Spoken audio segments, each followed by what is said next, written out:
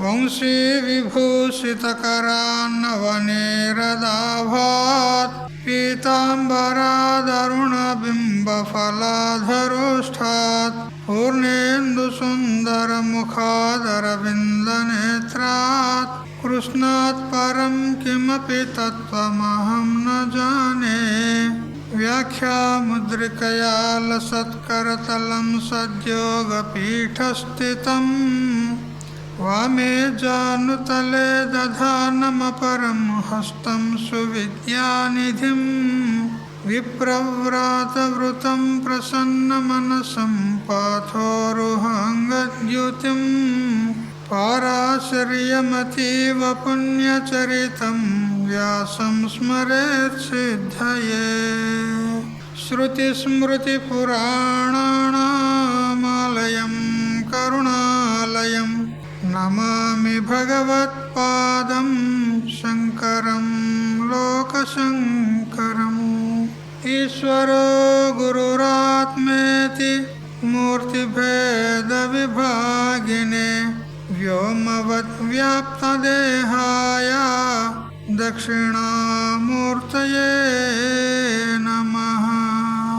యుక్తాహార విహారాయ వివిక్తస్థలవాసినే మలయాళయతీంద్రాయ బ్రహ్మనిష్ఠాయ తే నమః. గీతా భాగవతాద్వైత తత్వామృతస్వరూపిణే గండిక్షేత్ర నివాసాయ రామకృష్ణాయ తే నమః. ఓం పూర్ణమదః పూర్ణమిదం పూర్ణాత్ పూర్ణముదచ్యతే పూర్ణస్య పూర్ణమాదాయ పూర్ణమేవావశిష్యతే. ఓం శాంతి శాంతి శాంతి. స్వాంత పరికల్పిత బ్రహ్మాండాంతర్వర్తి సకల చరాచర ప్రాణికోట్ల యొక్క అసత్ జడ దుఃఖ మోహాత్మకమైనటువంటి సకల ఉపాధుల కంటే విలక్షణమై సత్తు చిత్తు ఆనంద రూపం చేత స్వయం ప్రకాశమానమై వెలుగొందుచున్నటువంటి ప్రత్యేక అభిన్న పరమాత్మకు సాష్టాంగ ప్రణమిల్లుతూ, ఆత్మీయులారా, శ్రీమద్ భగవద్గీత అక్షర పరబ్రహ్మ యోగము 8వ అధ్యాయంలో క్రమంగా మనము 13వ శ్లోక పర్యంతం వచ్చాం. ఓమిత్యేకాక్షరం బ్రహ్మ వ్యాహరన్మా మనుస్మరన్ యః ప్రయాతి త్యజన్ దేహం సయాతి పరమాం గతిం. ఓం అనేటువంటి ఏకాక్షరం, దీన్ని బ్రహ్మముగా భావించి ఉపాసకుడు ఉచ్చరించాలి. ఎందుకనంటే సర్వం హి ఓంకార ఏవ ఓంకారం హి ఏతద్ బ్రహ్మ అని మనకు శృతులు చెప్తూ ఉన్నాయి. తస్య వాచక ప్రణవ అనంటూ యోగ సూత్రకారులు పతంజలి భగవాన్ కూడా చెప్పారు. కాబట్టి ఓంకారం అంటేనే బ్రహ్మము. ఇది ఒకటే అక్షరం ఓం అని. ఒకటే అక్షరం అని చెప్పడం వల్ల, ఏకాక్షరం అని చెప్పడం వల్ల ఇది చాలా సులభమైనటువంటి సాధన అని కూడా తెలుస్తుంది. కొన్ని మనం గురు మంత్రాలు తీసుకుంటాం. పంచాక్షరి మంత్రం అని, అష్టాక్షరి మంత్రం అని, ద్వాదశాక్షరి మంత్రం అని, షోడశాక్షరి మంత్రం అని తీసుకుంటాం. అందులో అనేక అక్షరాలు ఉన్నాయి. కానీ ఓం అనేది ఒకటే అక్షరం. ఓం అని అనలేమా? ఎంత అనాయాసంగా అనగలుగుతాం. ఆ ఒక్క అక్షరాన్ని పునః మనం ఉచ్చరిస్తూ ఉన్నట్లయితే అదే భగవంతుని యొక్క స్మరణ అనబడుతుంది. ఎందుకనంటే ఓంకారమే భగవంతుని యొక్క వాచకం చెప్పింది. ఓం అనే అక్షరము సృష్టి ఆరంభంలో ప్రప్రథమంగా వెలువడినటువంటి శబ్దం. ఓంకారశ్చాత శబ్దశ్చ ద్వావేతో బ్రహ్మణ పుర కంఠం బిత్వా వినిర్యాతౌ తస్మాత్ మాంగళిక ఉభౌ అని నారద పురాణం చెప్తోంది. ఓంకారము మరియు అథ అనేటువంటి ఈ రెండు శబ్దాలు సృష్టి ఆరంభంలో బ్రహ్మదేవుని యొక్క ముఖారవిందం నుండి ప్రప్రథమంగా వెలువడినటువంటి శబ్దాలు. మొట్టమొదలు ప్రకటమైనటువంటి శబ్దము ఓం. కాబట్టి ఇది మంగళవాచకము అని చెప్పింది ఉన్నది. ఓం అని ఉచ్చరిస్తే చాలు పరమాత్మను స్మరించినట్లే. పరమాత్మ స్మరణయే మంగళం. ఎందుకు? పరమాత్మనే మంగళ రూపుడు. మంగళానాంచ మంగళం, మంగళాలకు కూడా మంగళ స్వరూపుడు.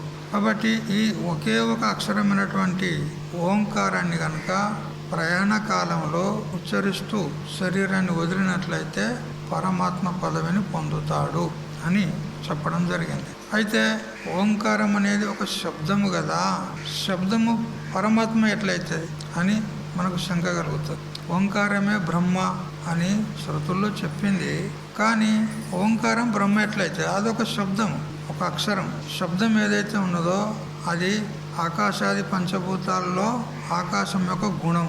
శబ్ద గుణకం ఆకాశం అని చెప్పిన ప్రకారంగా ఆకాశం యొక్క గుణము శబ్దము, ఆ శబ్ద స్వరూపం ఓంకారం.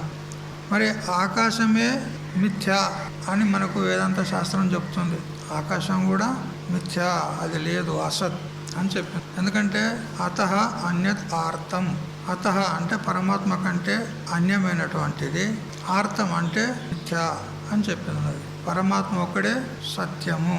మరి పరమాత్మ వ్యతిరేక్తమైనటువంటి ఆకాశాది ప్రపంచమంతా కూడా మిథ్యా అని చెప్పిన తర్వాత, ఆకాశం కూడా మిథ్యా అని చెప్పిన తర్వాత ఆకాశ గుణం సత్యం ఎట్లయితే ఓంకారం అని ఈ విధంగా మనము ఒకవేళ ప్రశ్నించినట్లయితే సరిగ్గానే ఉంది. శబ్దం అనేది సత్యం కాదు, ఓంకారం అనేది సత్యం కాదు. అయినా కానీ ఆ ఓంకారాన్ని భగవద్భావన చేత ఉచ్చరించినట్లయితే ఆ భగవత్ ప్రాప్తి కలుగుతుంది. అందుకని ఈ ఓంకారం అనేది భగవంతుని ఒక సంజ్ఞ. ఏ విధంగా ఓ దేవదత్త అని పిలువంగానే ఆ ఎవరికైతే ఆ పేరుందో అతడు ఓ అని అంటాడా లేదా?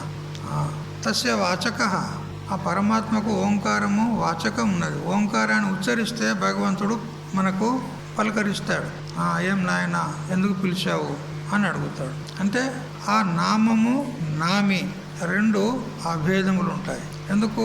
ఆ పేరుతో పిలవగానే ఆ వ్యక్తి ఏ విధంగా ఓ అంటాడో ఓంకారాన్ని ఉచ్చారణ చేయగానే భగవంతుడు కూడా మనల్ని పలకరిస్తాడు. నామనామికి అభేదం ఉంటుంది. భలే అక్షరము అది శబ్దరూపం ఉన్నది, అది మిథ్య అయినప్పటికీ కూడా ఆ మిథ్య అయినటువంటి ఆ అక్షరం చేతనే, ఓంకారం చేతనే మనము భగవత్ ప్రాప్తిని పొందడానికి ఆస్కారం ఉంది. మిథ్య అయినటువంటి దాని చేత సత్యబోధ అవుతుంది. మనకు ఒక బోర్డు మీద ఓం అని అక్షరం రాసినాము, లేదా బ్రహ్మ అనే అక్షరాలు రాసినాము కదా. ఇప్పుడు ఆ అక్షరాలను రాసిన తర్వాత, బ్రహ్మ అని రాసిన తర్వాత మనకు ఆ ఉపాధ్యాయుడు లేదా గురుదేవుడు ఒక బ్రహ్మ అంటే దాన్ని విశ్లేషణ చేస్తాడు. బ్రహ్మ అంటే వ్యాపకమైనటువంటి వస్తువు, దేశం చేత కానీ కాలం చేత కానీ వస్తువు చేత కానీ పరిచ్ఛేదం లేనటువంటి ఏ వస్తువు ఉందో అది బ్రహ్మము అని ఈ విధంగా అక్షరాలు రాసి విశ్లేషణ చేసినాడు. ఇప్పుడు ఆ అక్షరాలను తుడిచివేసాం అనుకో కదా, అక్షరాలను తుడిచివేసాం. ఇప్పుడు ఆ అక్షరాలు ఏమున్నాయి? రాస్తే వచ్చినాయి, బోర్డు మీద తుడిచేస్తే పోయినాయి. అక్షరాలు ఏమున్నాయి? అవి కల్పితములు ఉన్నాయి. కానీ అక్షరాల ద్వారా కలిగిన జ్ఞానము మన బుద్ధిలో ఏదైతే స్థిరపడిందో అది పోతుందా? అది తుడిచివేయబడదు, అది స్థిరంగా ఉంటుంది. అక్షరాలు మిథ్యనే కావచ్చు, కల్పితమే కావచ్చు, కానీ జ్ఞానం ఏదైతే దాని ద్వారా కలిగింది అది మాత్రం స్థిరంగా ఉంటుంది. అట్లే ఇక్కడ ఓంకారం ఉచ్చారణ చేత కూడా భగవత్ ప్రాప్తి మనకు తప్పకుండా కలుగుతుంది. అయితే ఓంకారానికి బ్రహ్మము అని చెప్పేది ఏదైతే ఉందో, ఓంకారం బ్రహ్మం కాకున్నా అదొక అక్షరము, ఒక శబ్ద రూపము అయినప్పటికీ కూడా దానికి బ్రహ్మం అని చెప్పారు. ఎందుకు అని అంటే దాని ద్వారా బ్రహ్మ ప్రాప్తి అవుతుందని గౌణరీత్యా చెప్పారు అంతే. ఏ విధంగా ఆయుర్వై ఘృతం అని శాస్త్రంలో చెప్పింది ఉన్నది. నెయ్యి, ఘృతం అంటే నెయ్యి. ఆ నెయ్యికే ఏమని చెప్పింది శాస్త్రము? ఆయువు అని చెప్పింది. నెయ్యి ఆయువు ఎట్లయితే చెప్పండి, నెయ్యి ఆయువు ఎట్లయితుంది? మన ఆయుష్ ఎట్లయితుంది? నెయ్యి ఆయుష్ అంటే నెయ్యి కాదు, నెయ్యి అంటే ఆయుష్ కాదు. ఆయుష్ అంటే మన శరీరానికి ప్రారంభానుసారంగా వచ్చినటువంటి ఒక కాల పరిమితి ఆయుష్. ఈ కాల పరిమితి ఆ నెయ్యి ఎట్లయితుంది అంటే నెయ్యిని కనుక తిన్నట్లయితే ఆయుష్ పెరుగుతుంది అనే ఉద్దేశం మీద ఆ నెయ్యికే ఆయువు అని చెప్పినారు గౌణరీత్యా అంతే. అదేవిధంగా ఒక కృషివలునికి అంటే వ్యవసాయదారునికి, రైతుకు ఆ నాగలి ఏదైతే ఉందో అది జీవితము అన్నారు. కృషివలునికి నాగలియే జీవితం, లాంగలం జీవనం అని చెప్పింది. ఆ నాగలి జీవితం ఎట్లయితే చెప్పండి అంటే ఆ నాగలిని సాధనంగా తీసుకొని అతడు భూమిని సేద్యం చేసినట్లయితే పంట పండుతుంది. పంట పండితే అతని జీవనం గడుస్తుంది కదా. అందుకని ఆ నాగలే అతనికి జీవనము అని ఇట్లా ఔపచారికంగా చెప్పడం జరిగింది. అదేవిధంగా ఓంకారమే బ్రహ్మ అని ఈ విధంగా ఔపచారికంగా చెప్పడం జరిగింది. ఓంకారం బ్రహ్మం కాదు, కానీ ఓంకారం చేత ఉపలక్షితమైనటువంటి ఏ పరబ్రహ్మం ఉన్నదో అది మనకు లక్ష్యం. అది ఓంకారం ద్వారా తెలియబడుతుంది. అందుకని ఓంకారానికే బ్రహ్మం అని ఈ విధంగా చెప్పడం జరిగింది. లోకంలో కూడా సింహోయం దేవదత్త అంటారు. ఈ దేవదత్తుడు అనేటువంటి వ్యక్తి సింహమయ్యా అంటారు. మనిషి సింహం అవుతాడా? కాదు కదా. మరి వాడిని సింహము అంటున్నారు ఎందుకు అంటే ఆ సింహంలో ఉన్నటువంటి గుణాలు కొన్ని, శూరత్వము, వీరత్వము, క్రూరత్వము అనేటువంటి కొన్ని గుణాలు అతనిలో ఉన్నందువల్ల అతనికి సింహోయం దేవదత్త అంటే ఈ దేవదత్తుడు సింహమయ్యా అన్నారు. కానీ సింహం కాదు అతడు కదా. అట్లా ఔపచారిక ప్రయోగం జరుగుతుంది. సరే, ఈ ప్రకారంగా ఓంకారాన్ని మనము అంత్యకాలంలోనైనా ఉచ్చరిస్తూ ఉన్నట్లయితే మనము పరమాత్మ పదవిని పొందగలుగుతాము అని చెప్పడం జరిగింది. అయితే ఓంకారాన్ని ఉచ్చరించినట్లయితే జపతో నాస్తి పాతకం అని శాస్త్రం చెప్పిన ప్రకారంగా ఓంకార జపం చేత ఏమవుతుంది అని అంటే మన పాపాలన్నీ కూడా పోతాయి. ఎన్ని పాపాలని మనకు? 1, 2, 3, 10, 20 ఎన్నైనా ఉండొచ్చు. ఎందుకంటే మనం తక్కువ వాళ్ళమా కదా. జన్మల నుంచి పాపాలు చేసుకుంటూనే వస్తున్నాం కదా. భలే కొందరు అంటారు మేము ఏ పాపం చెయ్యము, అబద్ధం ఆడము, ఎవరిని కష్టపెట్టము, ఎవరిని దుఃఖ పెట్టము అని అంటారు. పాపం చేస్తలేమని అంటారు. కానీ వాళ్ళు కూడా పాపం చేసిన వాళ్ళే అవుతారు. ఎట్లయితారు? వాళ్ళు ఏం పాపం చేస్తలేరు కదా. పాపం చేసిన వాళ్ళు ఎట్లయితారు చెప్పండి. కానీ ఈ దేహమే నేనని వ్యవహారం చేస్తున్నారా లేదా? లోకంలో ఈ శరీరమే నేను అని వ్యవహారం చేస్తున్నారా లేదా? మీరు ఓట్లు వేయడానికి పోతారు కదా ఓట్లు వేస్తారు కదా. అక్కడ మీ పేరు ఏమని చెప్తారు? భువనేశ్వరి అని చెప్తావు, అంతే కదా. భువనేశ్వరి ఎవరి పేరు? అది ఆత్మ పేరా, దేహం పేరా? అంటే దేహమే నేనని చెప్పినావు కదా. ఇప్పుడు నేను భువనేశ్వరిని అంటే ఈ దేహమే నేనని చెప్పినావు కదా. ఇప్పుడు మరి దేహంతోనే వ్యవహారం చేస్తున్నావు కదా, అంతే కదా. అంటే దేహాత్మ భావన ఉన్నట్టా లేనట్టా? ఉన్నట్టే కదా. అదే చెప్పింది శాస్త్రము. దేహాత్మ బుద్ధిజం పాపం నతద్గోవద కోటిభిః ఆత్మాహం బుద్ధిజం పుణ్యం నభూతో న భవిష్యతి అని చెప్పింది. ఈ దేహమే ఆత్మ అనుకోవడమే కోటి గోవులను చంపినంత పాపం అనుకుంటుంది శాస్త్రం చెప్తుంది. శరీరమే నేను అనుకుంటే కోటి గోవులను చంపినంత పాపం. ఒక్క గోవును చంపితేనే అది మహాపాతకంలో గణన అవుతుంది. ఇక కోటి గోవులను చంపిన పాపము దానికి ఏమన్నా లెక్క ఉందా? అంత పాపం చేసిన వాళ్ళు అవుతారు శరీరం నేను అనుకుంటే కదా. ఆత్మాహం బుద్ధిజం పుణ్యం నా భూతో నా భవిష్యత్తు. కానీ నేను ఆత్మను అనేటువంటి భావన నువ్వు చేస్తున్నట్లయితే అంతటి పుణ్యం కంటే ఇంకా ఏది లేదు గొప్పది అంటాడు. మరి ఇప్పుడు మేము ధర్మాత్ములము పుణ్యాత్ములము అనేవాళ్ళు కూడా పాపాత్ముల్లోనే గణన అయిపోయారు కదా. అయినరా లేదా? శరీరంతో వ్యవహారం చేస్తున్నారు, శరీరమే నేను అనుకుని వ్యవహారం చేస్తున్నారు అన్నప్పుడు పాపాత్ములే కదా. అది చూడు ఇంత సూక్ష్మం ఉంటుంది. ధర్మ సూక్ష్మం అంటే ఇట్లా ఉంటుంది. పైకి మనం అనుకుంటాం ఏ పాపం చేస్తలేము అనుకుంటాం. కానీ శాస్త్రం చెప్తుంది ఎవడైతే భగవత్ చింతన చెయ్యడో, భగవన్ నామస్మరణ చెయ్యడో, భగవద్భక్తి చెయ్యడో వాడు పాపి, అంతే, సంశయం లేదు. అందుకని నిరంతరము మనము భగవద్భజన చేస్తూ ఉండాలి, భగవత్ చింతన చేస్తూ ఉండాలి. ఏ విధంగా జపం చేస్తే పాపం పోతుంది కానీ మోక్షం కలగదు. ఎవరిదాకా జపం చేస్తే మోక్షం కలుగుతుందని చెప్పినావు, ఇప్పుడు మోక్షం కలగదంట. కేవల మాల దింపుకుంటూ నోటి నుంచి ఉచ్చారణ చేసినంత మాత్రాన మోక్షం కలగదు. పాపం పోతుంది కానీ మోక్షం మాత్రం కలగదు. ఎప్పుడు కలుగుతుంది మోక్షము అంటే ఆ ఓంకారం యొక్క అర్థాన్ని చింతన చేస్తూ జపం చేయాలి, అప్పుడు మోక్షం కలుగుతుంది. ఓంకారం యొక్క అర్థము ఏమిటి? పరమాత్మ కదా. అందులో 3 అక్షరాలు ఉన్నాయి, అకారము, ఉకారము, మకారము, అర్ధమాత్ర. వాటి యొక్క అర్థాన్ని మనము చింతన చేస్తూ ఓంకార జపం చేస్తే మోక్షం కలుగుతుంది. అందుకని ఏ మంత్రమైనా సరే, ఓంకారమే కాదు, ఇప్పుడు మీరు గురువుల ద్వారా ఆయా ఉపదేశాలను పొంది మంత్రదీక్ష తీసుకున్న వారు ఉన్నారు. అయితే ఆ మంత్రాన్ని ఒక చోట కూర్చొని ఏకాంతంగా కూర్చొని ఏదో ఇచ్చిన మంత్రాన్ని జపం చేసుకుంటూ ఉంటే పాపం పోతుంది కానీ మోక్షం మాత్రం కలగదు కదా. ఓం నమో నారాయణాయ అష్టాక్షరి మంత్రం మీరు తీసుకున్నారు. ఓం నమో నారాయణ, ఓం నమో నారాయణ, ఓం నమో నారాయణ, ఓం నమో నారాయణ అయిపోయాయి కదా. అంటే ఏం ఉపయోగం లేదు. నారాయణ అనే శబ్దానికి అర్థం ఏంది అది తెలుసుకొని నువ్వు జపం చెయ్యి కదా. నారాయణ అంటే ఎవరు? నరా జాతాని తత్వాని నారా ఇది పురోక్తాః తస్య ఆయనం నారాయణం కదా. ఈ ఆకాశాది పంచభూత తత్వాలు ఏవైతే ఉన్నాయో ఇవన్నీ కూడా ఏ పరమాత్మ నుండి అయితే వెలువడినాయో ఆ పరమాత్మనే వీటన్నిటికీ ఆధారము, అధిష్టానము అని ఈ విధంగా తెలుసుకొని ఈ నారాయణ శబ్దం ఎవరో కాదు, సాక్షాత్ పరబ్రహ్మ. నారాయణుడు అంటే చతుర్భుజ నారాయణుడు కాదు. ఔపచారికంగా చెప్తాము నారాయణుడు అని. 4 చేతులున్న నారాయణుడు కాదు, విష్ణుమూర్తి కాదు. నారాయణుడు అంటే పరబ్రహ్మ. అది ఆ అర్థాన్ని చింతన చేసుకుంటూ మనం ఆ జపం చేయాలి. సరే ఈ నారాయణుడే అనుకో, శేషశాయి ఉన్నాడు కదా సముద్రం మీద పడుకున్నటువంటి, ఆయనను స్మరించినా కానీ పర్వాలేదు, పాపాలు పోతాయి కానీ మోక్షం అయితే దొరకదు. బాగా గుర్తుపెట్టుకోండి. మీరు అందరూ జపం చేస్తారు కదా. కొంతమంది, అందరు లేరు, కొంతమంది ఉన్నారు కదా. ఎంతమంది జపం చేస్తారు చెప్పండి, చేయలేవట. మంత్రదీక్ష తీసుకున్నా లేవలేవు. సరే, ఆ జపం చేసేటప్పుడు ఆ మంత్రం యొక్క అర్థాన్ని చింతన చేస్తూ చేయండి. అది ద్విగుణీకృత ఫలం. కేవలం నామస్మరణ చేసినంత మాత్రాన సింగల్ అంతే, డబల్ దొరకదు, సింగల్ ఫలమే. ఇది గుర్తుపెట్టుకొని జపం చేయండి. మరి మాకు ఆ మంత్రదీక్ష ఇచ్చిన ఆయనే చెప్పలేదు కదా స్వామీజీ, మేము ఎట్లా చేయాలి అంటారు కదా. ఆయనే చెప్పలేదు, ఈ మంత్రం చేసుకో అని చెప్పిండు, అంతే కొట్టిండు కదా. మెడల మాల వేసిండు, పో ఇక పో, నీ జన్మ ధన్యమైంది పో అన్నాడు కదా. నెత్తి మీద చేయి పెట్టిండు, కొట్టాడు. ఆ మంత్రార్థం ఏంది ఆయనే చెప్పలే. మరి నేనేం చేయాలి అంటే తెలుసుకోండి. మహాత్ములు ఉంటారు కదా, అప్పుడప్పుడు తటస్థపడతారు మహాత్ములు, వాళ్ళ ద్వారా తెలుసుకోండి. నేను ఒకటే చెప్తున్నా, ఏ మంత్రమైనా సరే అది పరబ్రహ్మ వాచకమే. నువ్వు రాముడను, కృష్ణుడను, నారాయణను, శివను ఏమన్నాను, అది పరబ్రహ్మ వాచకమే. పరబ్రహ్మ కంటే వేరే అర్థాన్ని ఇవ్వదు అది అని ఈ భావనతో చేయండి టోటల్గా.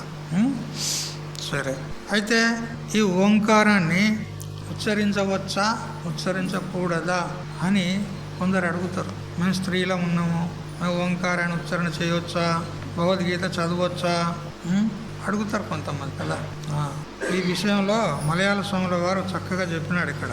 ఓంకారాన్ని స్త్రీలు ఉచ్చరించరాదు, వేదాన్ని వినరాదు, వేదాన్ని ఉచ్చరించరాదు, పఠనం చేయరాదు అని పూర్వకాలంలో ఉండే. ఇదంతా మూఢనమ్మకాలు పూర్వకాలంలో ఉండే. కానీ ఆ వేదంలోనే మనకు అనేక దృష్టాంతాలు లభిస్తాయి. సులభ, గార్గి, మైత్రేయి మొదలైనటువంటి వాళ్ళు స్త్రీలా కాదా చెప్పండి. యాజ్ఞవల్కుని యొక్క సతీమణి మైత్రేయి, ఆమె స్త్రీ కాదా? మరి ఆమె బ్రహ్మజ్ఞానాన్ని పొందలేదా? గార్గి మహాయోగిని ఉండే, మంచి జ్ఞాని ఉండే, ఆమె ఎట్లా పొందింది? మరి విద్య అధిష్టాన దేవత ఎవరు? సరస్వతి, మరి స్త్రీ కదా. అధిష్టాన దేవతనే స్త్రీ ఉండంగా మరి మిగతా స్త్రీలకు అధికారం లేదని ఎట్లా అంటారు అని ఈ విధంగా మలయాళ స్వాముల వారు చాలా, అప్పటికి మలయాళ స్వాముల వారి కాలం నాటికి కూడా ఇటువంటి దురాచారాలు, మూఢనమ్మకాలు ఉండే.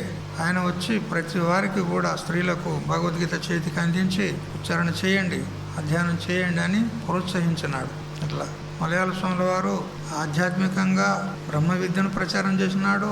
మరి సంఘ సంస్కర్త కూడా అతడు పిలువబడ్డాడు, సంఘాన్ని కూడా ఉద్ధరించాడు.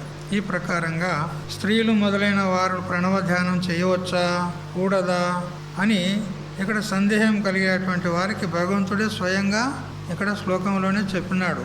యహ అన్నాడు ఇక్కడ శ్లోకంలో. యహ అంటే ఎవరైతే, యహ ప్రజాతి త్యజన్ దేహం అన్నాడు.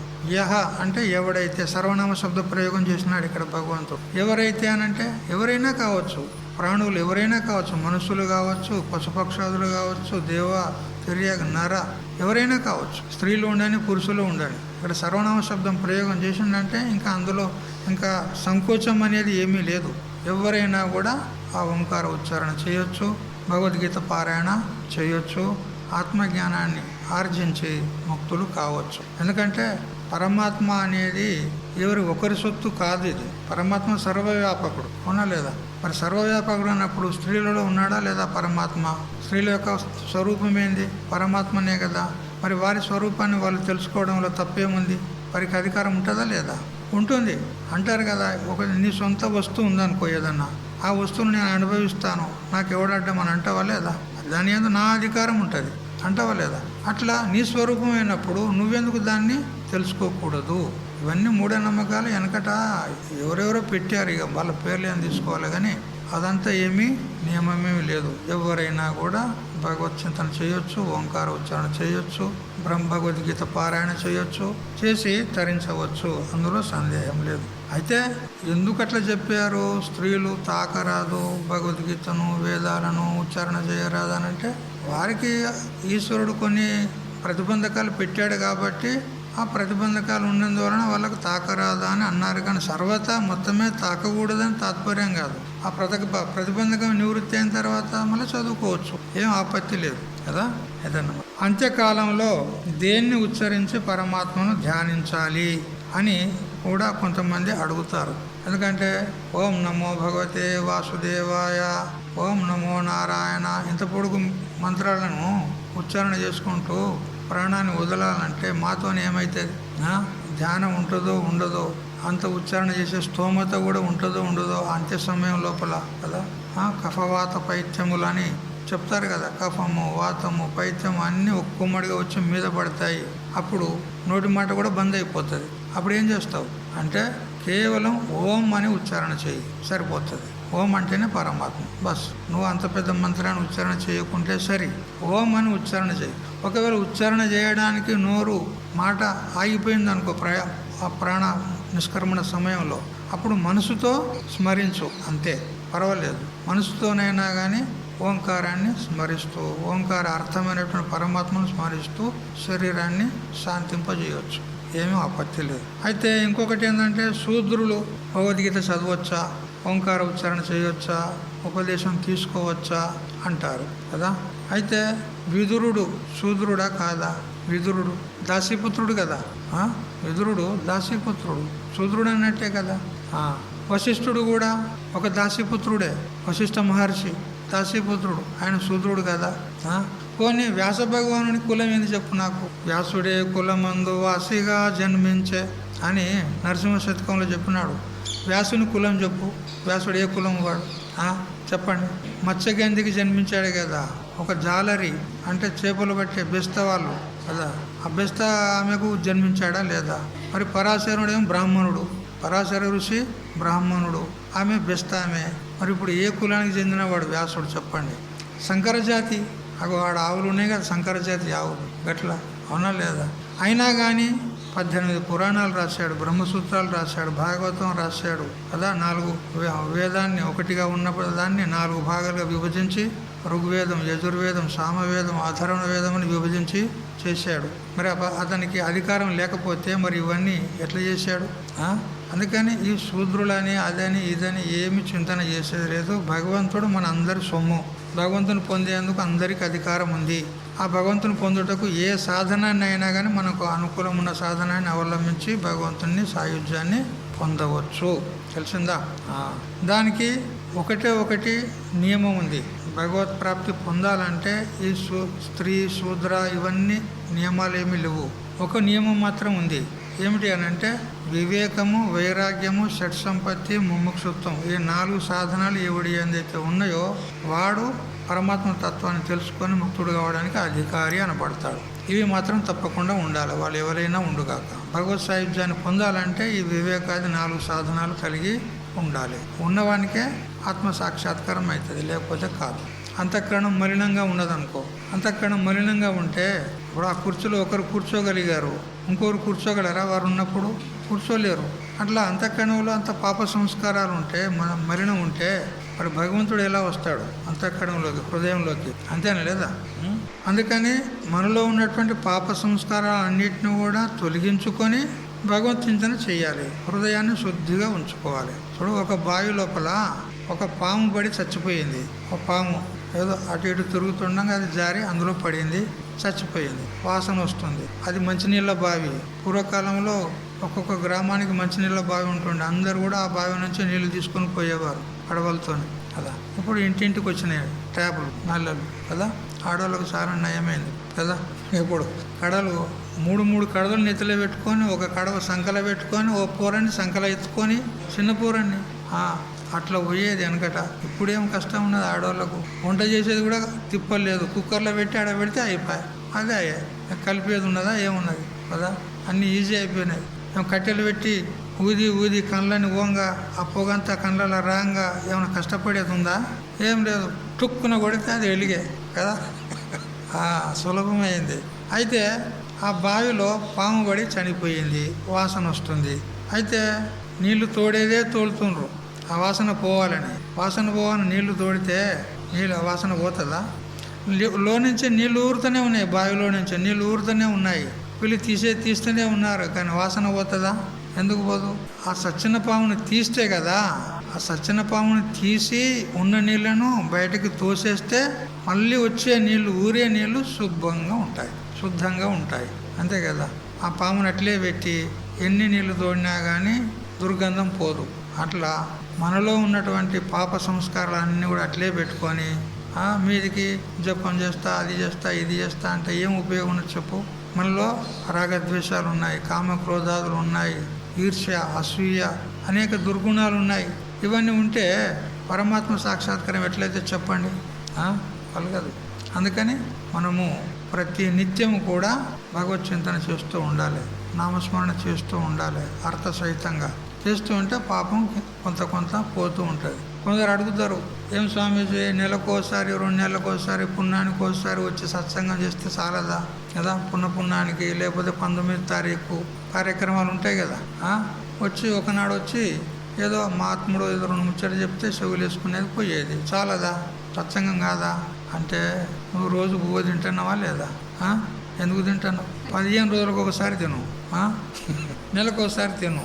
మరి ఇల్లు నువ్వు రోజు శుభ్రం చేసుకుంటారా లేదా? చేసుకోకపోతే అంత కచరా కదా, అంత దుమ్ము ధూళి అంతా నిండిపోతుంది, అవునా లేదా? అట్లా ఈ స్థూల శరీరానికి ప్రతి నిత్యం దీనికి ఆహారం ఎట్లా అవసరమో అట్లా సూక్ష్మ శరీరానికి కూడా అవసరం ఉంది. ఎందుకంటే పాపాలన్నీ ఎక్కడున్నాయి? సూక్ష్మ శరీరంలోనే ఉన్నాయి. ఆ పాపాలన్నీ తుడిచేసుకుంటేనే కానీ మనకు భగవత్ సాక్షాత్కారము అవుతుంది, లేకపోతే కాదు. చూసారా? అందుకని భగవంతుడు చెప్తూ ఉన్నాడు, ప్రతి నిత్యం కూడా నన్ను స్మరించాలి అని. అది కూడా ఎట్లా? అనన్యమైనటువంటి మనసుతో చేయాలి అంటున్నాడు. శ్లోకం చదవండి, 14వ శ్లోకం. అనన్యచేత సతతం యో మాం స్మరతి నిత్యశః తస్యాహం సులభ పార్థ నిత్యయుక్తస్య యోగినః.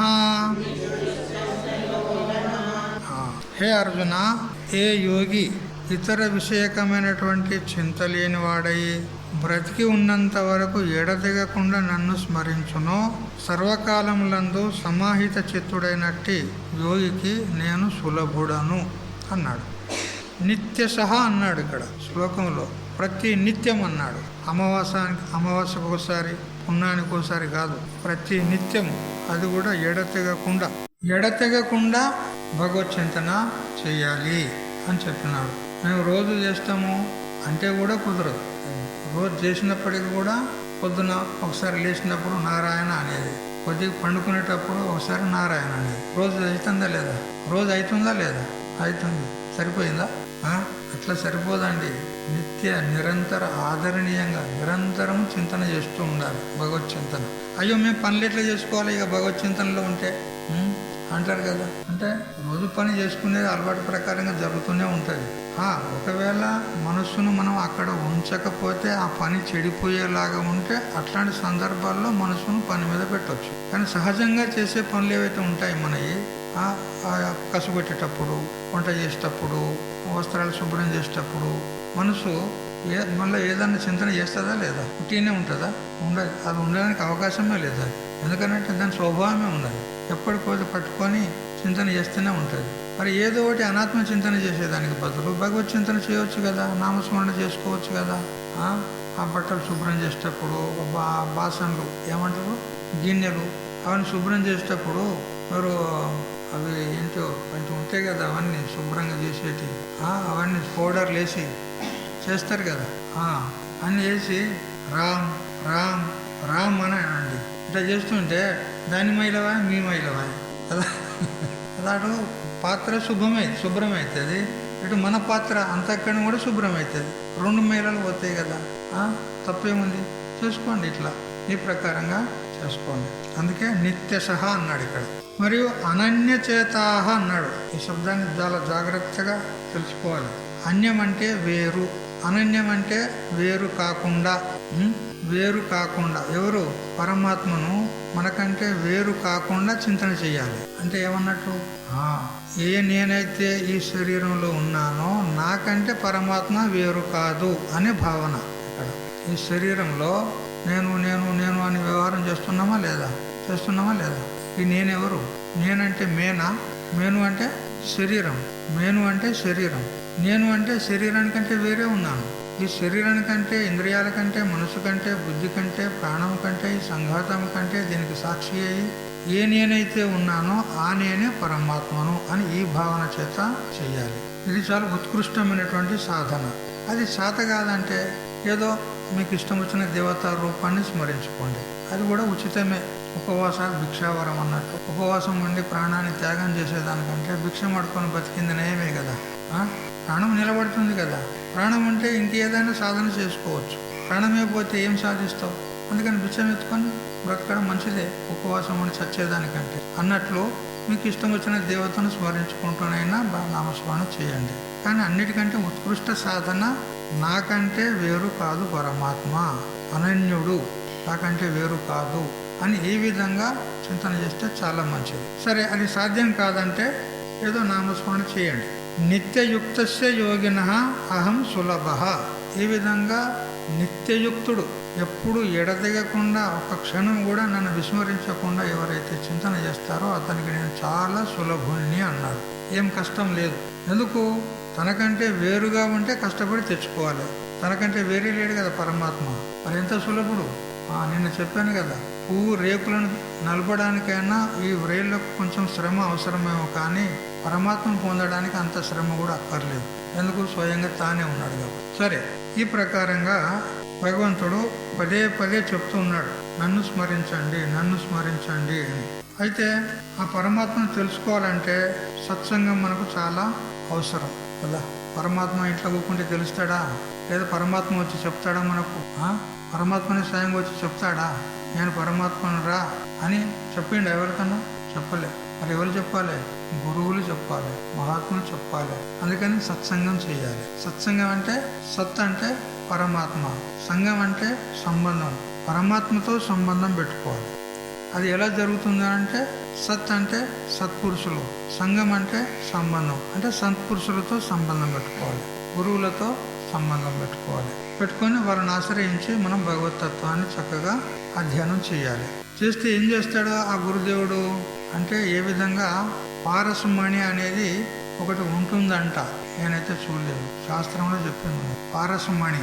అది ఒక ఇనుప ముక్కను కనుక మనం అంటించినట్లయితే అది బంగారంగా తయారు చేస్తుందంట. ఇనుప ముక్కను చాలా బాగా కదా, 1,20,000 ఉన్నది కదా.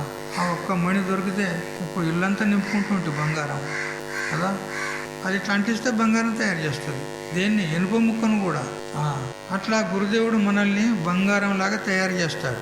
అంటే మనల్ని కూడా తన వలె చేసుకుంటాడు. పారసమణికి కూడా, పారసమణి ఏదైతే ఉందో అది ఇనుప ముక్కను బంగారంగా చేస్తుంది, కానీ ఆ ఇనుప ముక్కను తనలాగా చేసుకోదు.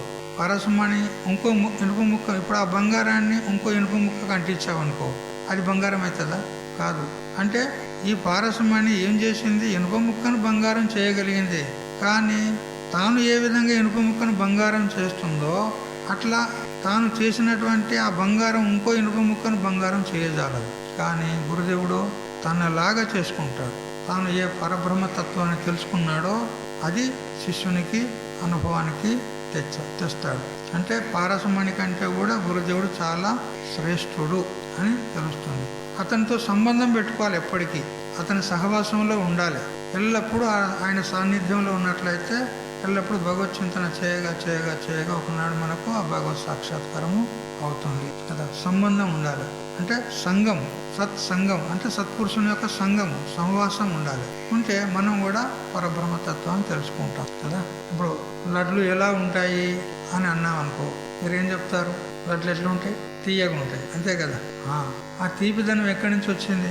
పంచదార, అవునా?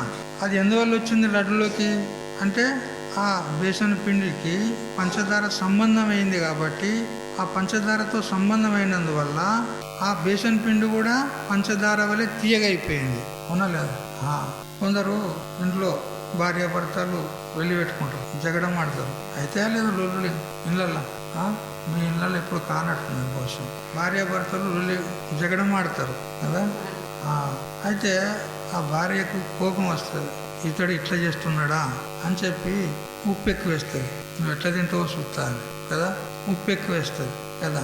ఆ ఉప్పు ఆ కూరగాయలతో సంబంధం అయ్యి ఇప్పుడు ఆ కూరగాయ కూడా ఏమైంది? ఉప్పే అయిపోయింది. వాళ్ళ లొల్లి గురించి, వాళ్ళ జగడం గురించి చెప్పే తాత్పర్యం లేదు నాకు. అంటే సంబంధం వలన దాని గుణం దీనిలో వస్తుంది. ఉప్పు యొక్క గుణము ఆ కూరగాయలు వచ్చిందా లేదా? వచ్చింది. కారం ఎక్కువేస్తారు కదా. ఆ కారం ఎక్కడి నుంచి వచ్చింది? మిరపకాయ కదా. అంటే ఆ మిరపకాయతో సంబంధం అయితే దాని గుణం ఇందులో వచ్చేస్తుంది. అట్లా గురువుతో సంబంధం అయితే ఆయన ఏ అనుభూతిని పొందినాడో అది మనకు వచ్చేస్తుంది. ఇది చెప్పే తాత్పర్యం ఉంది నాకు. అలా కూరగాయల సంగతి మనకెందుకు అట్లా అన్నమాట. అంటే మహాత్ములతో సహవాసం చేసినట్లయితే తాను ఏ అనుభూతిని పొందినాడో ఆ అనుభవము మనకు కూడా వస్తుంది. అతడు ఏ పరబ్రహ్మ సాక్షాత్కారాన్ని పొందినాడో అది కూడా మనం పొందగలుగుతాము. అందుకని సత్సంగం సతతం కురు అని నారద మహర్షి చెప్తాడు. సత్సంగాన్ని ఎల్లప్పుడూ చేస్తూ ఉండాలి. అయితే సంఘం అనేది చేస్తూనే ఉన్నారు ప్రతి మానవుడు కూడా. సంబంధము, సంఘము, సహవాసము అనేది చేస్తూనే ఉన్నాడు కదా. ఒకడు భార్యతో సహవాసం చేస్తున్నాడు, ఒకడు మిత్రులతో సహవాసం చేస్తున్నాడు, ఒకడు ధనంతో సహవాసం చేస్తున్నాడు కదా. ధనం ధనం ధనం అని దాంతోనే కలువరిస్తూ ఉన్నాడు. సహవాసం అనేది అందరికీ ఉంది, కానీ సత్సహవాసం కావాలి, సత్సంగం కావాలి, సత్పురుషుల యొక్క సహవాసం కావాలి. దుర్మార్గుల యొక్క సహవాసం చేస్తే మనకు ఏమైతుంది కదా. సజ్జన్ సే సంग मिले तो सज्जन के संग मिले तो दो दो बात मिलेगा, దుర్జన్ కే సంग मिले तो दो दो लात मिलेगा. అంతే కదా, మీకు తెలియలే. సజ్జనుల యొక్క సహవాసం చేసినట్లయితే మంచి ముచ్చట్లు దొరుకుతాయి కదా. భగవత్ సంబంధమైనటువంటి కథలు, పురాణాలు, భజనలు లేదా భగవంతుని యొక్క తత్వము మనకు తెలుస్తుంది. దుర్జనుల యొక్క సహవాసం చేస్తే 2 తన్నులు మిగులుతాయి అంటాడు. దోదో లాత మిలేగా అంటే లాత అంటే తన్నులు కదా, తన్నులు మిగులుతాయి. ఎందుకంటే దుర్జనుడు వాడు ఏం చేస్తాడు అని తప్పు పనులు చేస్తాడు. తప్పు పనులు చేస్తే వానితో పాటు వాడు తన్నులు తింటాడు, వానితో పాటు నీకు తన్నులు వస్తాయి కదా. కొంతమంది పేకాట ఆడతారు, జువాకి వెళ్ళినా అంటే ఏమంటారు, పేకాట వగైరా ఆడతారు కదా. అయితే నడి రోడ్డు మీద ఆడుతున్నారు కూర్చొని. ఏం చేస్తారు, దుర్మార్గులు ఉన్నారు, వాళ్ళకేం ఆడడం. నడి రోడ్డు మీద కూర్చొని ఆడ పక్కకు రోడ్డు మీద ఆడుతున్నారు.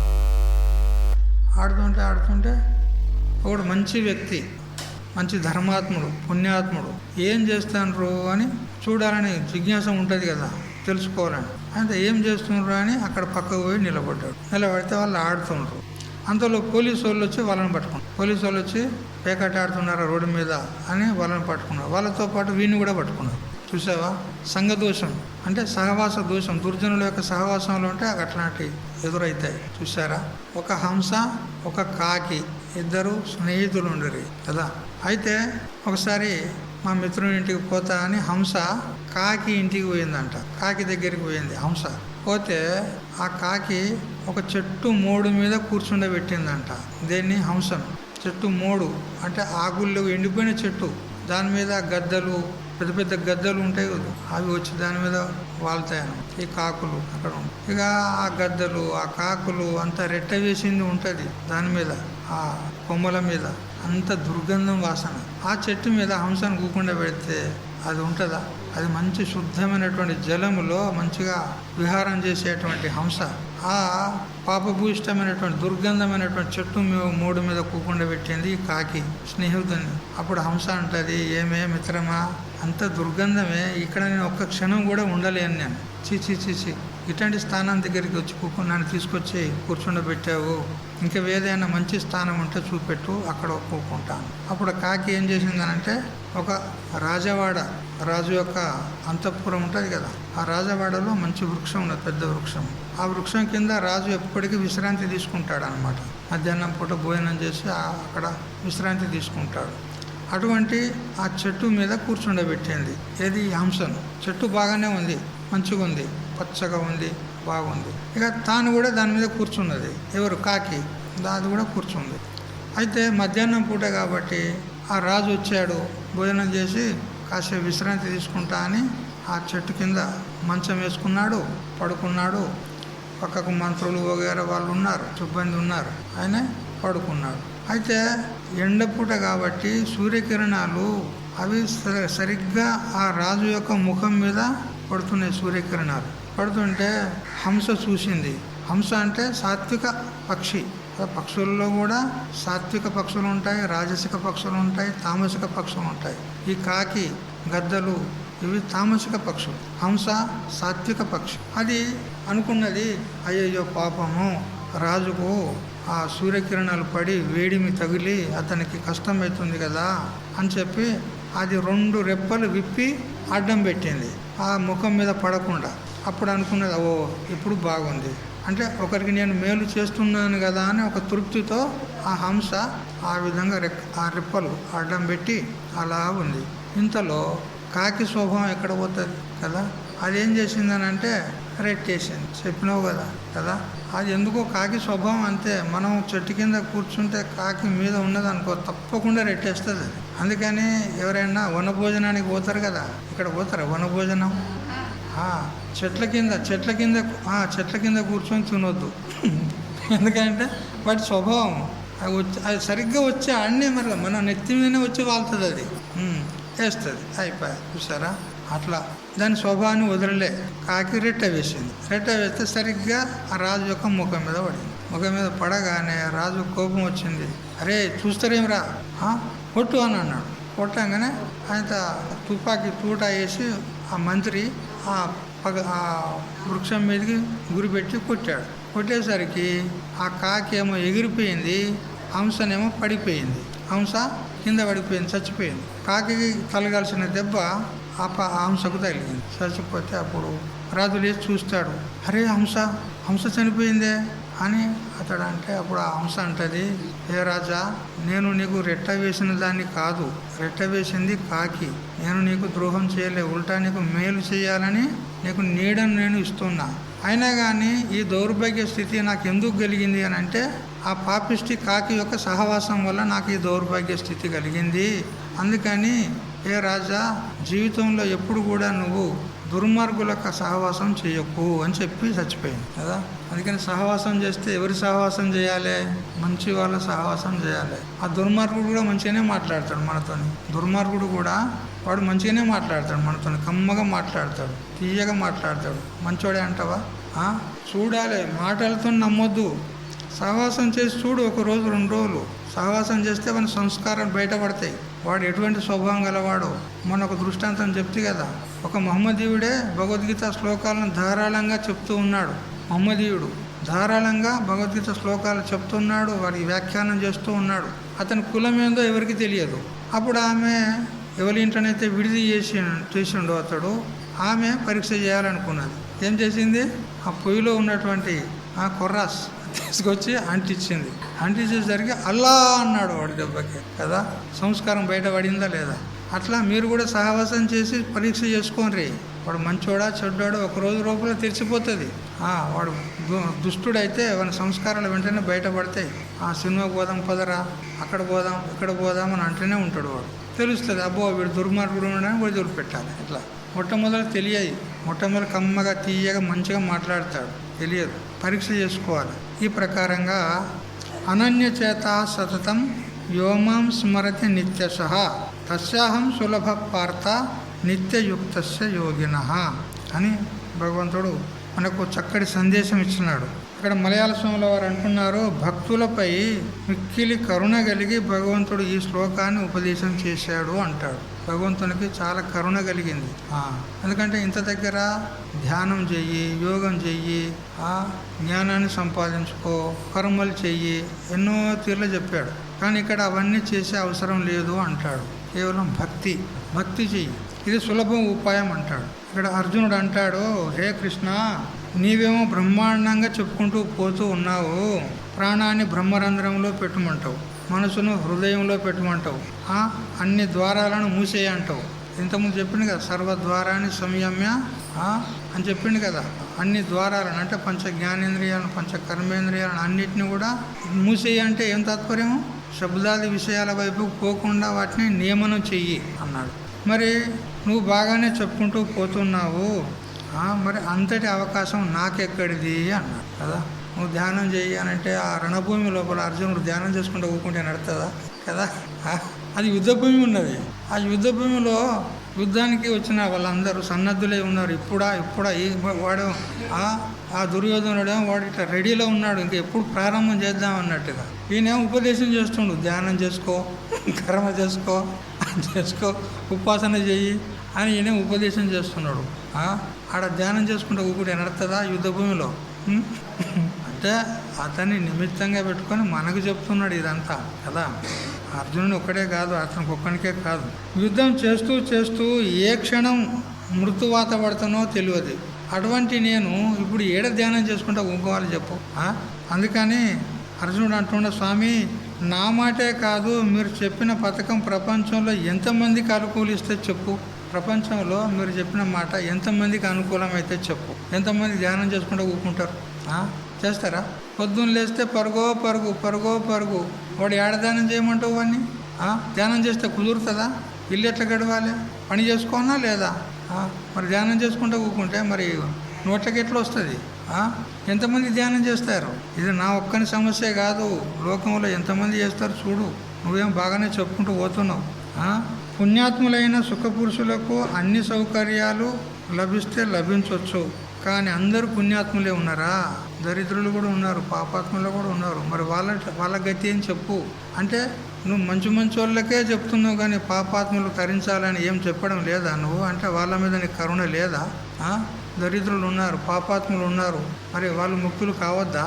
అంటే మంచి సాధకులు పుణ్యాత్ములైనటువంటి వాళ్ళే నువ్వు చెప్పినటువంటి బాటలో నడుచుకుంటారు, వాళ్ళే ముక్తులు కావాలి అని మిగతా వాళ్ళ సంగతి ఏంది? వాళ్ళు ముక్తులు కావద్దా?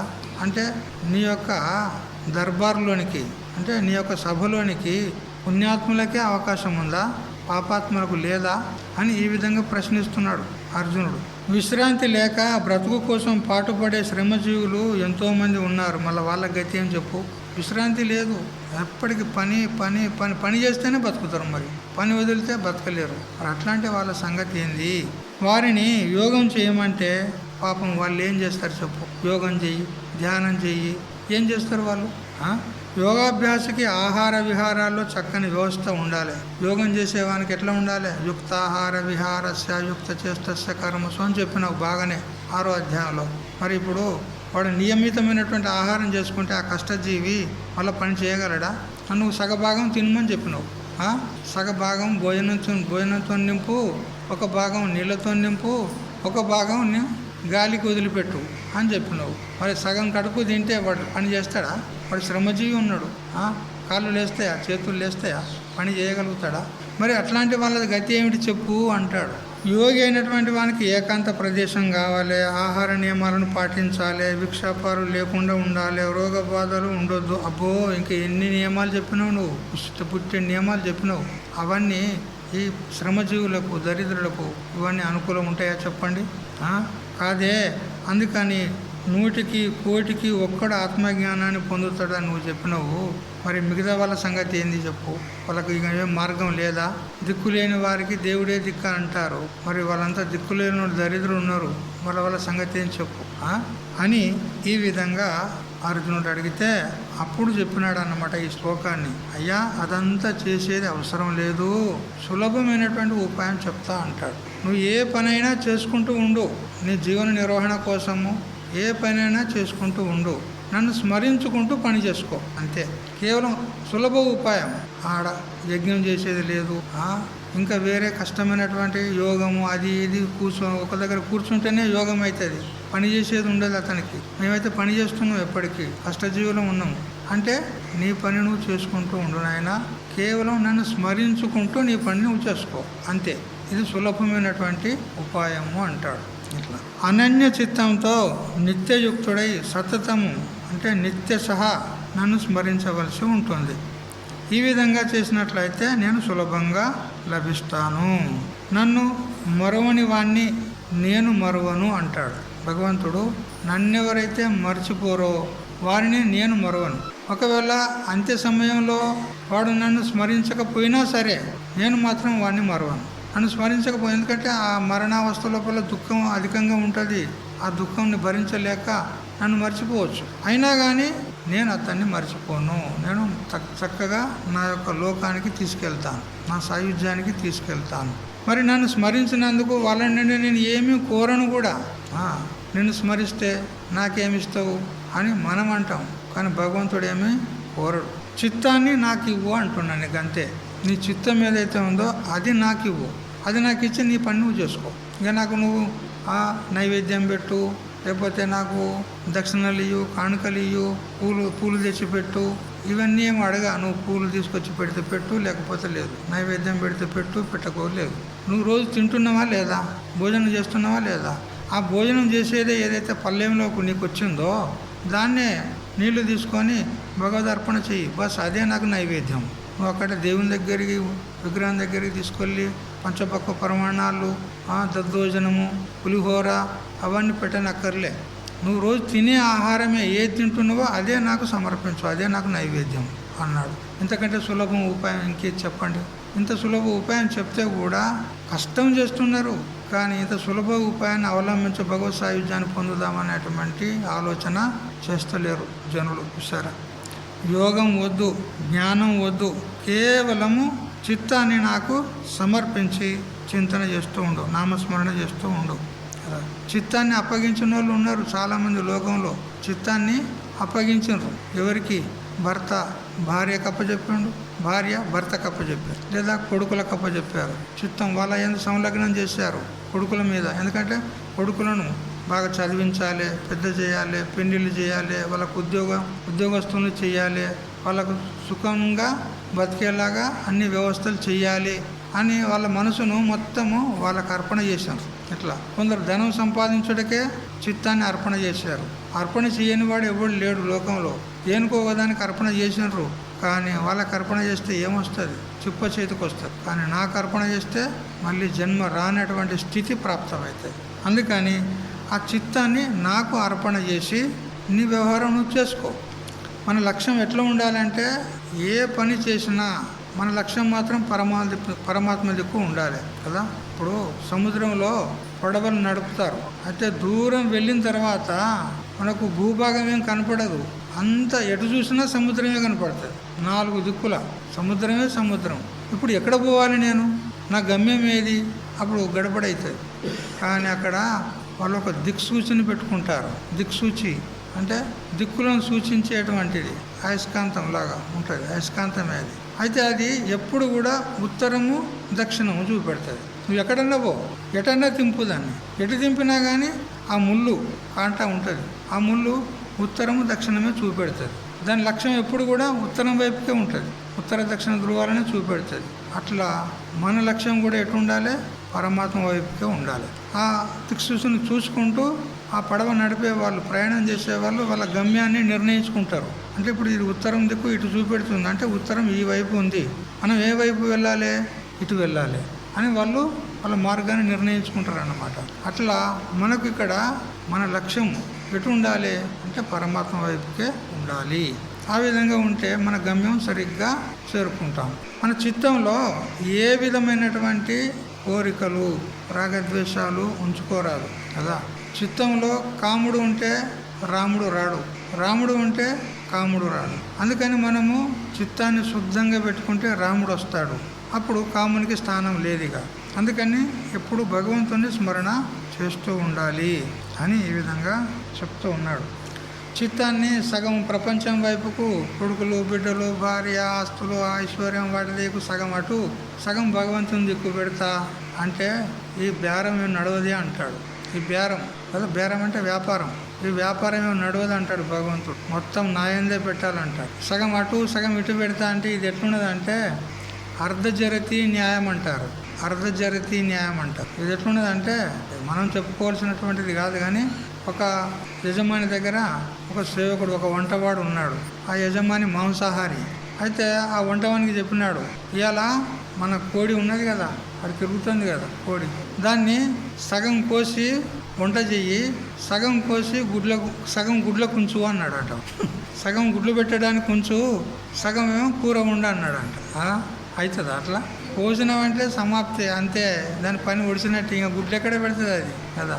అప్పుడు ఆ వంటవాడు అన్నాడంట, ఇగో యజమాని, నువ్వు తిండన్నా మానుకో, లేదా గుడ్లు కావాలనేదన్నా మానుకో, ఏదన్నా ఒకటి మానుకో.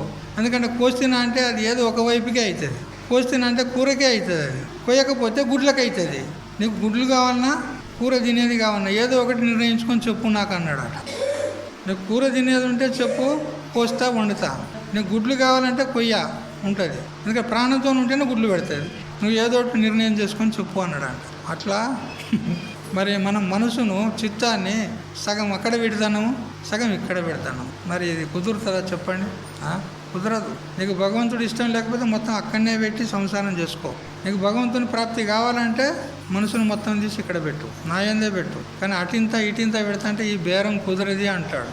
అనన్య చిత్తము అని ఈ విధంగా చెప్పడంతో శ్రద్ధ చూపెట్టినాడు ఇక్కడ భగవంతుడు. అనన్య చిత్తం అంటే పరమాత్మని యందే మనం మనసును లగ్నం చేయాలంటే శ్రద్ధ ఉంటేనే లగ్నం అవుతుంది. శ్రద్ధ లేకపోతే దాని యందు సంలగ్నం కాదు. అందుకని అనన్య చేతస్ అని చెప్పడం చేత శ్రద్ధను చూపెట్టినట్లయింది. అంటే శ్రద్ధ పెట్టి స్మరించు అంటాడు. సతతం అని కూడా చెప్పినాడు ఇక్కడ శ్లోకంలో. అనన్య చేత సతతం అంటే నిరంతరం, ఎల్లప్పుడూ అన్నాడు ఇక్కడ. ఈ మాటలో ఎడబాటు ఉండకూడదు అని అర్థం. నిత్యశః అంటే ప్రతిరోజు కూడా చెయ్యాలి అని అర్థం. మరియు దీర్ఘకాల అభ్యాసం కూడా చెయ్యాలి. అటువంటి వాడే నిత్యయుక్తస్య యోగినః, అటువంటి వాడే నిత్యయుక్తమైనటువంటి యోగి అని చెప్పడం జరుగుతుంది. ఈ ప్రకారంగా దీర్ఘకాలము నిరంతరము ఆదరపూర్వకంగా అభ్యాసం చేస్తూ ఉండాలి, సాధన చేస్తూ ఉండాలి. అప్పుడే మనకు వస్తువు యొక్క ప్రాప్తి అవుతుంది అన్నాడు. తర్వాత కొందరు అంటారు, మేము ధ్యానం చేస్తే సరిపోదా, లేదా నామస్మరణ చేస్తే సరిపోదా, లేదా యోగాభ్యాసం చేస్తే సరిపోదా అని ఈ విధంగా అంటారు. కానీ ఇక్కడ ధ్యానము, యోగము, భక్తి అన్నీ ఉండాలి అంటాడు. ఏ ఒక్కదాన్ని పట్టుకుంటే సరిపోదు. కేవలం ధ్యానం చేస్తే చిత్త ఏకాగ్రత అవుతుంది అంతే. మరి భగవత్ ప్రాప్తి ఎట్లయితుంది? భక్తి చేయాలి. అటు ధ్యానం చేస్తూ ఇటు భక్తి కూడా చెయ్యాలి అంటాడు. అయితే ఇక్కడ మనకు భక్తి, జ్ఞానము, యోగము, ధ్యానము, నిష్కామ కర్మ ఇవన్నీ సాధనాలు మన ఎదురుగా పెట్టాడు భగవంతుడు. మరి ఇందులో ఏది మీరు ఎన్నుకుంటారు చెప్పండి? నిష్కామ కర్మ చేస్తా అంటారా, భక్తి చేస్తా అంటారా, మరి జ్ఞానం అంటే శ్రవణం మననం నిధిధ్యాసనం చేస్తా అంటారా, ధ్యానం చేస్తా అంటారా? ఏది ఎన్నుకుంటారు అంటే మీరు బట్టల షాపులోకి పోతారు కదా, ఒక చీర కావాలని పోతారు. చీర కావాలని పోతే మంచి చీర చూపెట్టాయా అంటారు. మీరు ఏమంటారు? మంచి చీర కావాలంటారు. చెడ్డది కావాలంటారా? ఒక మంచి చీర కావాలంటారు. మంచి చీర అంటే వాడు పెద్ద విలువైంది తీసి ముంగటెత్తాడు. 10,000, 20,000, 50,000, 1,00,000 రూపాయలు కూడా ఉన్నది చీరకు కదా, ఎక్కువ కూడా ఉన్నది. తీసి ముంగట పెట్టాడు అనుకో, అప్పుడు నీ చేత కాదు. ఏం చేస్తావు? 10,000, 20,000 పెట్టే స్తోమత లేదు. వేరే చూపెట్టాయా అంట. వేరే చూపెట్టాలంటే ఇంకా కింది తరగతి తీసి మొత్తం వాడు దుకాణమే మొత్తం గుంజేసి నీ ముంగట్నే వేస్తాడు అన్నీ ఇట్లా కదా. ఇక అందులో నీకు ఏది నచ్చిందో అది కూడా నీ స్తోమత ఎంత ఉన్నది, నీ జేబుల డబ్బు ఎంత ఉన్నది, దాన్ని బట్టే ఖరీదు చేస్తావా లేదా? నేను పెద్ద విలువైన తీసుకుంటా అంటే డబ్బులు లేవు, మరి కొద్దిగా తక్కువ ధర తీసుకుందామంటే అట్లా ఇష్టం లేదు. అంటే నీ స్తోమతను బట్టి ఎన్నుకుంటావు అంతే కదా. అట్లా మరి ఇప్పుడు ఇన్ని సామగ్రులు, ఇన్ని సాధనాలు మనం ముందు ఉంచాడు భగవంతుడు. మరి మనం ఏది ఎన్నుకోవాలి అంటే మనకు అనుకూలమైనటువంటి సాధన ఎన్నుకోవాలి. నిష్కామ కర్మ చేస్తావా, లేదా ధ్యానం చేస్తావా, లేదా యోగం చేస్తావా, భక్తి చేస్తావా, జ్ఞాన మార్గంలో పోతావా, నీ సామర్థ్యాన్ని బట్టి సాధన చెయ్యాలి. అయితే ఏ సాధన చేసినప్పటికీ కూడా చివరికి మళ్ళీ జ్ఞాన మార్గంలోకి రావాల్సిందే.